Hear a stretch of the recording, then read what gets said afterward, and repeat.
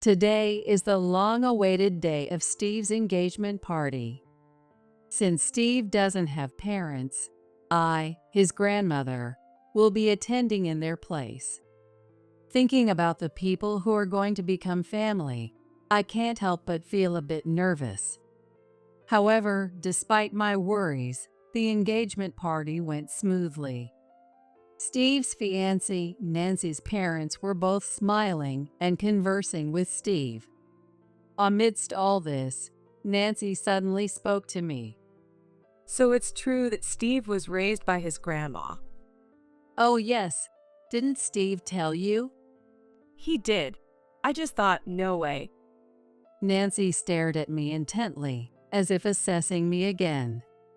Her mother, looking very much like Nancy, gave me the same scrutinizing look. Then she glanced at my classic dress and giggled. Well, it's about time for dinner. The table was filling up with luxurious dishes that I don't usually eat. However, in front of me was just a small plate of pickles with no fork. What is the meaning of this? I felt as if I had been hit over the head. When I asked, my voice trembling, Nancy's mother giggled and said, It's quite the meal for a poor pensioner, isn't it? Why did I have to endure such words? Do they understand how rude they are being? Are these the people I'm supposed to become family with? My thoughts were swirling with anger, sadness, and frustration, and I couldn't say a word. Then Steve, who was sitting next to me, stood up silently and said in a terrifyingly low voice, That's enough. Let's go home, Grandma. I'll take you back to your high-rise condo. What? A high-rise condo. Ignoring Nancy's high-pitched voice, Steve continued, Grandma doesn't deserve to be treated so rudely. Because Grandma is. My name is Katherine Johnson. After living a busy life, I suddenly found myself 64 years old. Now, I enjoy my remaining years while holding a design class for children once a week. My daughter Diana has become independent, and I now have a lovely grandson named Steve. I've become a full-fledged grandma. With a shopping bag in one hand, I headed to my favorite fruit store with a light step. When I showed up at the fruit store, the owner immediately noticed me and greeted me cheerfully. Hello, Catherine. You're in a good mood today. Oh, you can tell? The sharp-eyed owner quickly noticed my good mood. I nodded big, feeling pleased that he noticed. Actually, Diana and her family, including my grandson Steve, are coming to visit. And today is also Diana's wedding anniversary. After losing my husband early, I always looked forward to Diana occasionally sending me photos of Steve and visiting with him. Diana values not only messaging on her phone, but also writing letters by hand, sending them during the seasons and travels. A few weeks ago, she sent me a card from a family trip to a spa, mentioning they would visit for their anniversary. It's wonderful they're coming to visit on such a special day. That's great. By the way, the new cake shop in the neighborhood has the perfect cakes for celebrations. The owner was moved, as if it were his own family, showing me the town magazine with the cake shop advertisement. While the cake shop looked stylish and new, I shook my head in response. No, I thought I'd bake something myself. I came to buy the ingredients today. Since Diana's family was coming to visit for their special anniversary, I wanted to do something special to welcome them. I wanted them to have a wonderful anniversary. When I conveyed my feelings, the owner was so moved that he gave me a small discount on the fruit, calling it an anniversary discount. Then I went home, baked a cake, and eagerly waited for the three of them to arrive. As the sun set and the sky grew dark, I began to feel anxious. They're late. When Diana and her husband visit, they usually arrive by the evening. Diana is always diligent about letting me know if they're going to be late. It's strange not to hear from her this late at night. Could something have happened? As the night deepened, my anxiety grew. I couldn't bring myself to eat dinner alone when suddenly my smartphone rang loudly. I picked it up and saw it was Diana's number. I breathed a sigh of relief and answered the call. However, the voice on the other end was not Diana's but a calm male voice. Hello, this is the police. Are you the mother of Diana Johnson? Yes, I'm her mother, Catherine. Is something wrong, officer? Why is the police calling from Diana's number? I felt a chill and tried to keep my voice from trembling as I urged him to continue. Please stay calm and listen. There was a multi-car accident on the highway. And Diana? Diana, her husband, and Steve were on their way to visit me when they got into a serious multi-car accident on the highway. They were in critical condition, and I rushed to the hospital they were taken to. But by the time I arrived, it was too late. Diana and her husband had already passed away. Steve. Luckily, Steve had only minor injuries and was sitting alone in a hospital room, looking dejected. I'm so sorry you have to feel so lonely. Seeing him sitting there so helplessly, I couldn't help but hold his small body tightly. Steve tried to smile bravely and shook his head. It's not your fault, Grandma. As long as I have you, I'll be okay. But he couldn't hold back his tears any longer and started crying loudly. Holding him close, I resolved to raise this child as best as I could. I decided to take Steve in. I didn't think I could replace his parents, but I vowed to do my best to ensure he could choose any path in the future. So I cut back on unnecessary expenses. I stopped buying new books and trendy clothes. Luxury furnishings and branded items were out of the question. However, for Steve's growth, I spared no expense on tuition and living expenses. Even so, sometimes doubts would creep into my mind. I chose to raise Steve, but was I really the right person for it? If only Diana's family hadn't planned to visit me on their anniversary. If only I had told them to leave me alone and let them enjoy themselves together when I got the card. Even though I knew it was useless to think this way, I occasionally felt overwhelmed by guilt. Losing his parents at a young age must have left a deep scar on Steve's heart. He might even get teased at school. Worried, I decided to attend Steve's school Parents' Day to see how he was doing. Apparently, Steve, with his kind nature, is quite popular in his class. As soon as recess started, Steve was quickly surrounded by his classmates. I felt relieved that he didn't seem to be having a hard time when I overheard one classmate curiously ask, Steve, don't you have a mom and dad? That's weird. That innocent question sent a chill down my spine. They must have found it strange that only his grandmother was there instead of his parents. But contrary to my worries, Steve replied in a cheerful voice. But I have my grandma. He glanced at me briefly and then said proudly, My grandma is really kind. She cooks delicious meals, encourages me to try everything, and she can do anything. She's amazing. Wow, can she bake cakes? She sure can. They're super delicious. That's awesome.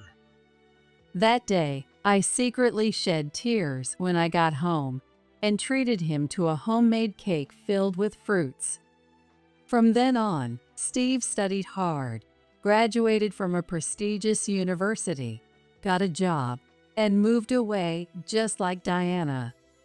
Raising a child for the second time was just as uncertain as the first, but I managed to get through it. Now, my joy comes from the letters Steve sends me. He must have watched Diana writing letters because Steve has always been diligent about writing, sending me letters on my birthday and other occasions. This habit continues to this day. Oh, a letter from Steve. One day, I opened the mailbox as usual and found a letter from Steve. I hurried back home, excitedly opened the envelope, and read the letter. Besides the usual updates, he mentioned he had a fiancée. Her name is Nancy Simpson, a cheerful colleague from his workplace. He finally found someone special. He also wrote that they were thinking of getting married and wanted to meet me. Nancy wanted to invite me to a restaurant. Feeling tears well up as I read about Steve's growth, I circled the date on the calendar in red. Because I was looking forward to it so much, the promised day arrived quickly. The designated restaurant was quite upscale, so I decided to wear a formal dress for the first time in a while. As I sat and waited, Steve soon arrived with a woman. Looking up at the grown-up Steve, my heart was filled with joy and pride. Long time no see, Grandma. How have you been? Of course, I've been well. It's good to see you looking well too, Steve. As I mentioned in my letter, let me formally introduce you. This is my fiancée, Nancy Simpson. Nice to meet you. I'm Nancy Simpson. Nancy sincerely greeted me. Nice to meet you too. I'm Steve's grandmother, Catherine. I followed her example and greeted her. Then I thought I heard a soft chuckle from Nancy. Curious, I looked up to see her staring at me intently. That scrutinizing look lasted only a moment before she flashed a friendly smile. I'm so happy to finally meet you. Steve talks about you all the time. I've always been curious. Hey, stop it. It's embarrassing. It's true, though. Watching the two of them laugh together, I decided to dismiss the discomfort I felt earlier as my imagination. It was clear they had a good relationship. Steve, who had gained various experiences in the workplace, chose Nancy himself. I had no reason to worry. The dinner went smoothly. As Steve had said, Nancy was cheerful and a great conversationalist. It seemed she worked in sales at a clothing store, and although she was in a different department, she and Steve often had lunch together. Spending time together, they gradually grew closer. Hearing about their beginning and stories from work was so enjoyable. When caught up in the bittersweet tales, laughing like a teenager and savoring the food, Steve eventually stood up with a hint of embarrassment. I'll be right back. Just need to use the restroom. As soon as Steve left, Nancy suddenly spoke in a blunt tone, completely different from before. So it's true that Steve was raised by his grandma. Oh yes. Didn't Steve tell you? He did. I just thought, no way. Nancy stared at me again with that appraising look. I had made sure to follow the dress code, but I wondered if there was something off. It seemed to me that Nancy was disappointed by my modest dress. But don't worry. I can love Steve no matter what his flaws are, and I'll take good care of you in your old age too, Catherine. What? I felt like she had just said something very rude. While I was still stunned, Steve returned with a cheerful, "I'm back." Nancy quickly put on her friendly smile again, acting like nothing had happened. Is Nancy really the right person for Steve? I felt a bit uneasy, but I didn't know everything about Nancy. I didn't want to dismiss the person Steve chose, so I swallowed my anxiety. The wedding preparations progressed smoothly. And before I knew it, today is finally the day of the engagement party. Since Steve's parents had passed away, I was naturally attending in their place. Nancy's family had booked a luxury hotel for the occasion, saying it was a special day. Apparently, they had known the hotel manager for a long time, and he was happy to accommodate the engagement party. Thinking about the people who would become my family made me a bit nervous. Also, I had only met Nancy that one time at the restaurant, and the unease I felt then was still stuck in my throat like a bone. But despite my worries, the engagement party went off without a hitch. Both of Nancy's parents were cheerfully chatting with Steve. We've heard a lot about you from Nancy. Yes, she says you're doing an excellent job at work. I hear you're even up for a promotion next year. Oh no, I still have a long way to go. Steve responded modestly, looking a bit embarrassed. Just as Nancy came to greet me, Steve must have gone to greet Nancy's parents. It seemed they liked him, and I felt relieved. Don't be so modest.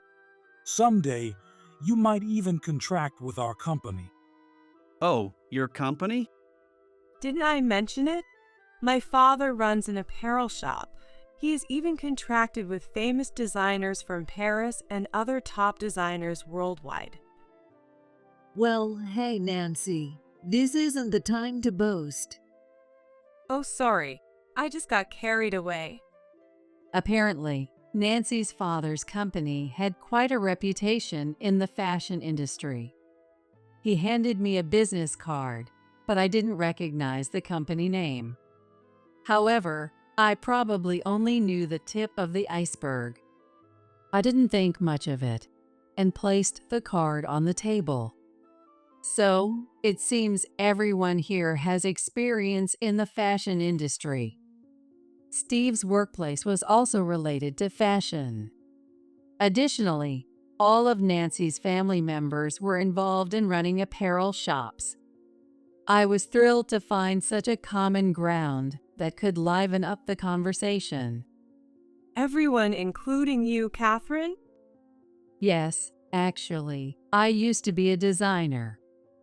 Before I took in Steve, I had worked as a designer. Although I no longer worked as one, those days as a designer were some of the brightest memories I had. Thinking that everyone who was going to become family had a connection to the fashion industry made me feel grateful for my experience as a designer. An idea struck me, and I leaned forward. Since this is such a special occasion, to deepen the bond between our families, how about I design Steve's tuxedo and Nancy's dress? And we can choose the fabrics together. It would be a wonderful gift to celebrate the two of them. Of course, it was up to Steve and Nancy, the main people involved, to decide. Even though the final decision was theirs, I thought it was a lovely idea. I wanted to do something for them, to celebrate their special day in my own way. When I made the suggestion, Nancy's family looked at me in surprise. You design, Catherine? Yes, if I do it, I'll make the best dress and tuxedo. I would have to start by researching the latest trends. There might be some gaps to fill, but thinking about their big day, ideas started flowing freely. As I nodded confidently, Nancy's family fell silent, and then suddenly, Fud ha. Nancy's father burst into loud laughter. Following his lead, the entire family started laughing. I was taken aback. The loud laughter that echoed throughout the room was clearly mocking me. No, excuse me. I just didn't expect such a suggestion. Nancy's father said after laughing for a while and then clearing his throat. I appreciate the thought, but we can't accept designs made by someone of your financial status. What? I couldn't comprehend what he had just said. As I stood there speechless, Nancy's mother gave me the same scrutinizing look Nancy had given me before. She glanced at my classic dress and giggled. Don't worry, Catherine. We've arranged for the finest outfits from a famous designer for them. You don't need to trouble yourself. I didn't propose this out of concern for money. Well then, let's get on with dinner. Nancy's mother clapped her hands loudly, ignoring my words. As if on cue, servers began bringing in the dishes. However, while luxurious dishes were placed in front of Nancy's family, all I received was a small plate of pickles with no fork. What is the meaning of this? I felt anger bubbling up inside me at the blatant mockery. Nancy's mother, in a tone that showed no remorse, said, "Oh, I'm sorry." But isn't this quite a meal for someone living on a pension? Steve must be struggling. She's just a grandma who can't even afford to buy a single cloth for her adorable grandchild. It must be quite a challenge for him to take care of her. Nancy's father started eating without waiting for us, pretending to be genuinely concerned for Steve. Steve was at a loss for words. Steve is kind, so he probably can't abandon you, but maybe this is a good chance to cut ties. Yes, Steve, you're still young. It's a shame to waste your earnings on an elderly grandmother with a short time left. Nancy's family said, laughing as if they found it amusing. Why did I have to endure such mockery? Why was I judged and laughed at for my appearance and clothes? Realizing the source of my discomfort and frustration, I was left speechless by their insults. The atmosphere, which I thought was harmonious, had turned dreadful. I decided it wasn't good to stay and began to leave. But Steve stood up faster than me. That's enough. Steve placed the engagement gifts on the table and turned to me. Sorry for wasting your time. Let's go, Grandma. I'll take you back to your high-rise condo. What? A high-rise condo? Nancy exclaimed in surprise at Steve's words. Steve ignored her. No, it's just a poor old lady showing off. What does she know about anything, wearing such shabby clothes? That's right, Steve. There's no need to lie to protect her. As we started to leave, their anxious voices called out to us. I was exasperated that they kept talking, but Steve couldn't stand it any longer. He turned around, his eyes blazing with anger. When did I ever say that? Please stop being so disrespectful to my grandmother. I can't let this go any further. But she wore a modest dress at the restaurant, and today too. My grandmother has never relied on me for money, and unlike you, she doesn't judge people by what they wear. She raised me after I lost my parents, doing everything she could. You have no right to speak ill of her. It was rare for the usually calm Steve to raise his voice in such intense anger. I was surprised, but also touched that Steve was standing up for me. You said you wouldn't accept designs from someone poor. Well, I refuse to be part of your family. What did you say? I'm calling off this engagement. Wait, Steve. That's too sudden. Yes, Steve, you should reconsider. The family that had been mocking us suddenly looked panicked. Nancy desperately clung to Steve, but he ignored her. Then, as if a thought struck him, he turned to me.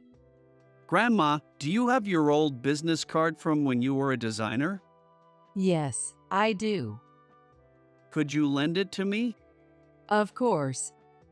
I had brought it in case the conversation turned to my past work during the engagement party. I took out the business card from my bag and handed it to Steve, who then showed it to Nancy's mother. This is my grandmother's designer name. As soon as Nancy's mother and Nancy saw the name on that small card, their eyes widened in shock. Diana Karen, could it be that Diana Karen? Diana Karen, the famous designer, the avant-garde artist who created outfits for celebrities. Actually, when I worked as a designer, I didn't use my real name. I took the name Diana Karen from my daughter Diana's name and kept my identity secret, avoiding publicity entirely. I thought I had left the industry, but it seemed my name hadn't been forgotten. My grandmother quit her job as a designer to raise me. She never spent money on herself to ensure I would never be in need. I can't forgive anyone who disrespects her. Please never contact us again. Having said what he wanted, Steve turned to leave. The three of them came desperately chasing after. Wait, no, please wait, both of you. Catherine, we were terribly rude earlier. Realizing that Steve wouldn't talk to them anymore, Nancy's father hurriedly apologized to me. But I clearly remembered how they had laughed at me, judged me by my appearance, and were obsessed with money. Steve had spoken out so strongly. I knew I had to confront my feelings too, so I firmly said to the three of them, I also oppose my beloved grandson becoming part of your family. Catherine, Steve. Thus, our engagement party ended in a complete mess.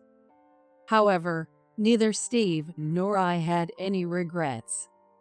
Steve was initially downcast, feeling betrayed by Nancy, but he eventually realized it was better to know her true nature before marriage.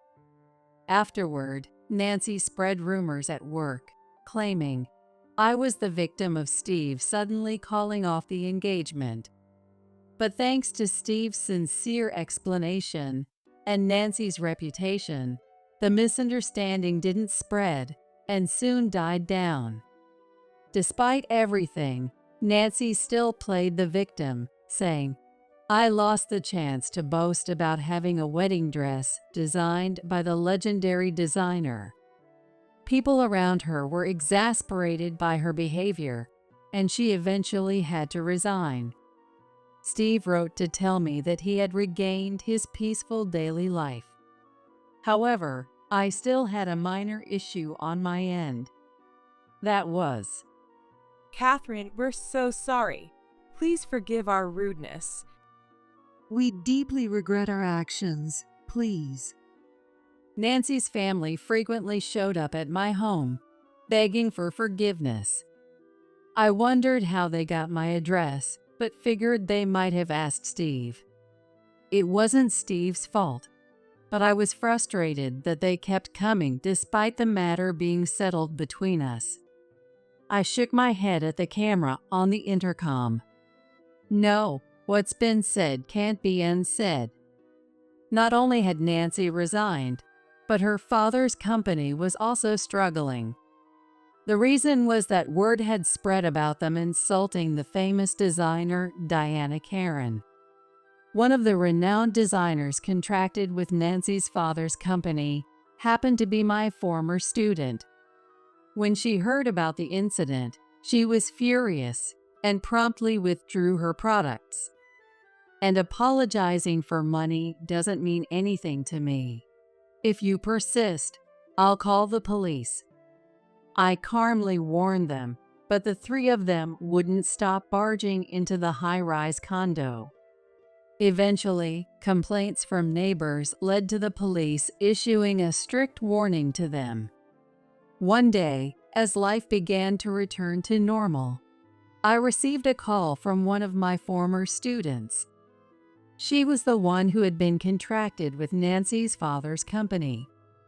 It seemed she wanted me to help her with some work now that I've raised Steve to adulthood, if I had time.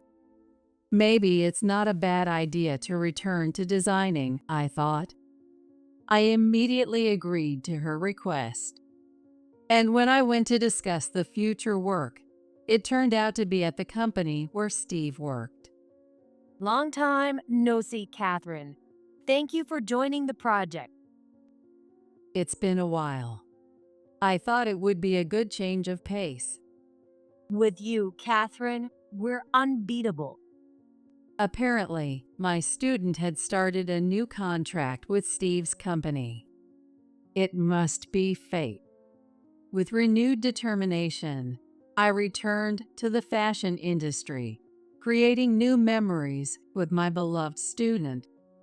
And as for the growing closeness between my student and Steve, that's a story for another time.